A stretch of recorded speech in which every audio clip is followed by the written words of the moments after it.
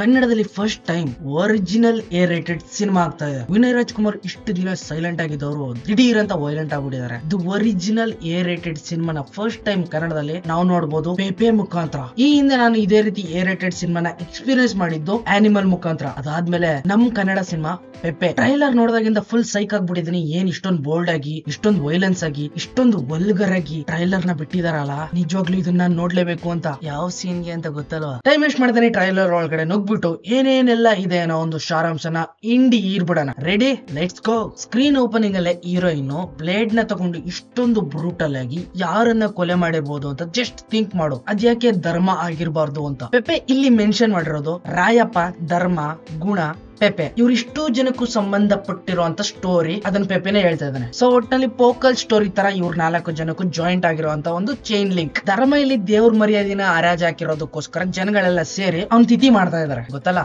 Next scene full bold ಆಗಿ, hot ಆಗಿ ಕೀಳ್ ಮನೆಯವರು ಕಾಣಿಸ್ಕೊತಾ ಇದಾರೆ.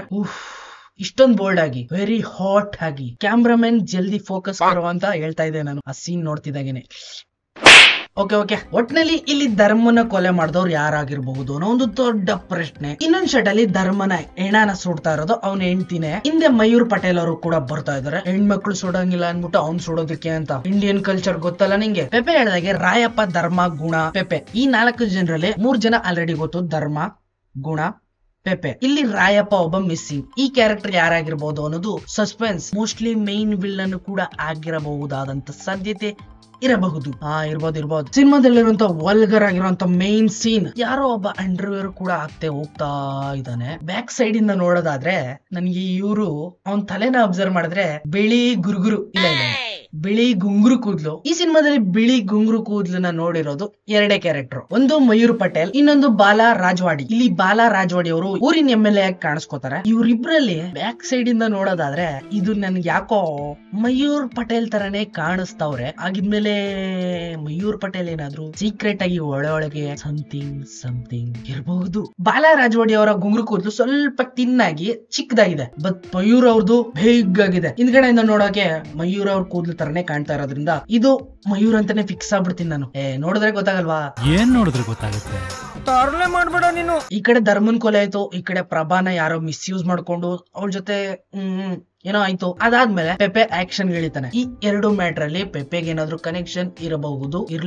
ಇವಾಗ ಒರಿಜಿನಲ್ ಸ್ಟೋರಿ ಸ್ಟಾರ್ಟ್ ಆಗುತ್ತೆ ಪೆಪೆದು. ಇನ್ನು ಊರಾಚೆ ಕಾರ್ಡ್ ಒಳಗಡೆ ಪೆಪೆ ಯಾವನ್ಗೋ ಹೊಡಿತಾ ಇದಾರೆ, ಅಂಡರ್ವೇರ್ ಕಿತ್ತೋಗೋ ರೇಂಜ್. ಇದು ಬೇರೆ ಯಾರು ಅಲ್ಲ, MLA ಸದಾನಂದ. ಇವ್ನ್ಗೆ ಯಾಕೆ ಹೊಡಿತಾ ಇರ್ಬೋದು? ಸಮಥಿಂಗ್ ಏನೋ ಫಿಶಿಂಗ್ ಇದೆ ಅದರಲ್ಲಿ. ಮಯೂರ್ ಪಟೇಲ್ ನೋಡ್ತಾ ಇದ್ರೆ ನಿನ್ಗೆ ಏನ್ ಅನ್ಸುತ್ತೆ? ಕತ್ತಿ ಹಿಡ್ಕೊಂಡು ಈ ರೀತಿ ಹೊಡಿತಾ ಇದಾರೆ. ಬ್ಲಾಕ್ ರೂಮ್ ಅಲ್ಲಿ ಯಾವ್ದೋ ಹುಡುಗಿನ ಅಟ್ಯಾಕ್ ಮಾಡಿದಾರೆ, ಜೊತೆಗೆ ಈ ರೀತಿ ಅಂಡರ್ವೇರ್ ಹಾಕ್ತಾ ಹೋಗ್ತಾ ಇದಾರೆ. ಅಂದ್ರೆ ಸಮಥಿಂಗ್ ಗುಣ ಅಂದ್ರೆ ಮಯೂರ್ ಪಟೇಲ್ ಇಲ್ಲಿ ವಿಲ್ಲನ ಏನೋ ಇರಬಹುದೇನೋ. ರಾಯಪ್ಪ ಇವನೊಬ್ಬ ಮಾತ್ರ ಮಿಸ್ಸಿಂಗ್. ಈ ಕ್ಯಾರೆಕ್ಟರ್ ನ ರಿವೀಲ್ಡ್ ಮಾಡಿದಿರೋದು ದೊಡ್ಡ ತಲೆನೋವು. ಒಟ್ನಲ್ಲಿ ಈ ಸಿನಿಮಾದಲ್ಲಿ ಪೆಪೆ ವರ್ಸಸ್ ಗುಣ ಆಗಿರ್ಬೋದು, ಅಂದ್ರೆ ಮಯೂರ್ ಪಟೇಲ್, ಅಥವಾ ರಾಯಪ್ಪನು ಕೂಡ ಆಗಿರ್ಬೋದು. 3 ಜನನು ಇಟ್ಕೊಂಡ್ಬಿಡೋಣ ತೆಗೆ. ಒಟ್ನಲ್ಲಿ ಮಯೂರ್ ಪಟೇಲ್ ಏನೋ ಒಂದು ಕಂತ್ರಿ ಕೆಲ್ಸಗಳನ್ನ ಮಾಡ್ತಾ ಇರ್ತಾನೆ ಊರೊಳಗಡೆ. ಬಟ್ ಪೆಪೆ ಹೋಗಿ MLA ಯಾಕೆ ಹೊಡಿತಾ ಇದ್ದಾನೆ ಅನ್ನೋದು ಕನ್ಫ್ಯೂಸ್. ಇಲ್ಲಿ ರಾಯಪ್ಪ ಅನ್ನೋದು ಯಾರು ಅನ್ನೋದು ಸಸ್ಪೆನ್ಸ್. ಕೊನೆ ಕ್ಲೈಮ್ಯಾಕ್ಸ್ ಶಾಟ್ ಮಾತ್ರ KGF ನೆನಪಾಗೋಯ್ತು. ಇಷ್ಟನ್ನು ನೋಡಿದ್ಮೇಲೆ 30ನೇ ತಾರೀಕಿಗೆ ಈ ಸಿನಿಮಾನ ನಾನ್ ಮಾತ್ರ ಮಿಸ್ ಮಾಡ್ದಂಗ್ ನೋಡ್ತೀನಿ. ಯಾಕಂದ್ರೆ ಸಿನಿಮಾದಲ್ಲಿ ಎಲ್ಲ ಇದೆ. ಅರ್ಥ ಆಯ್ತಲ್ವಾ ನಿಂಗೆ? ಬರೋದಾಗಿದ್ರೆ ಸಿಗ್ತೀನಿ ಮುಂದೆ ನೋಡಿದ್ರೆ. ಟೇಕ್ ಕೇರ್, ಬಾಯ್.